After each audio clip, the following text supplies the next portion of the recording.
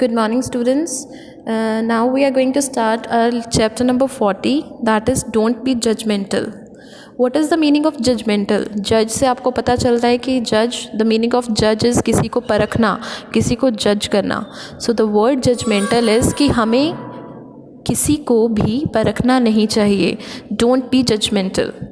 There are moments in life when we tend to judge people and blatantly express our judgments without even bothering about the effect it might have on the judged. कभी कभी हम life में क्या करते हैं, किसी person को जज करने लग जाते हैं, परखने लग जाते हैं कि वो इंसान ऐसा ही होगा, वो इंसान ऐसा ही है, बिना सोचे समझे कि उसका इफ़ेक्ट उस इंसान पर क्या पड़ेगा. कभी कभी उस इंसान पर उसका नेगेटिव इम्पैक्ट भी पड़ जाता है.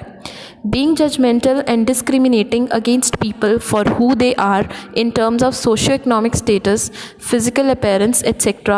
is an obstacle to character building. कभी कभी क्या होता है कि हम लोगों को जब जज करने लग जाते हैं तो वो उनको हम एक तरह से उनको डिस्क्रिमिनेट करने लग जाते हैं, भेदभाव करना शुरू कर देते हैं. उनकी फ़िज़िकल अपीयरेंस को लेकर हम कभी कभी कहने लग जाते हैं वो मोटा है, पतला है, दुबला है, कुछ भी ये चीज़ें बोलने लग जाते हैं. उनके स्टेटस को लेकर कि उसके पास इतने पैसे नहीं हैं या फिर कुछ भी, मतलब in the term of tease we are going to start teasing. तो वो चीज़ हमें नहीं करनी चाहिए. तो जब हम ये चीज़ें करनी स्टार्ट कर देते हैं, किसी एज पर जाकर हम ये चीज़ें करनी स्टार्ट कर देते हैं, किसी बच्चे को देखकर, किसी बड़े को देखकर हम ये बोलना स्टार्ट कर देते हैं, वो एक तरह से ऑब्स्टैकल, रुकावट बन जाती है कैरेक्टर बिल्डिंग में. जो सामने वाला पर्सन है वो वहीं रुक जाता है. क्यों? क्योंकि उसको वो परेशान हो जाता है कि मेरा मजाक उड़ाया जा रहा है, मुझे जज किया जा रहा है. जब हम किसी को जज करते हैं तो सबसे ज़्यादा असर उस इंसान पर पड़ता है जिसको हम जज करते हैं, क्योंकि उसके दिमाग में ये चीज़ बैठ जाती है कि मुझे जज किया जा रहा है और वो अपनी कैरेक्टर को वहीं पर रोक देता है, उसमें कोई भी चेंजेस नहीं करता. We should never despise or pity people who we think are deprived or disabled. हम कभी भी उन लोगों पर तरस नहीं खाते जो कि डिसेबल्ड होते हैं. हमें हमेशा लगता है कि उनकी जो सिचुएशन है उनका जिम्मेवार वो खुद हैं, लेकिन ऐसा कुछ भी नहीं है. The world is full of diversity and every person comes with their distinctive identity. पूरी जो दुनिया है वो अलग अलग भिन्न भिन्न लोगों से बनी है, लेकिन हमें उनमें कभी भी भेदभाव नहीं करना चाहिए. उनकी हर एक की अपनी एक पर्सनालिटी होती है, अपनी एक आइडेंटिटी होती है. That is socio economic, cultural, physical and mental.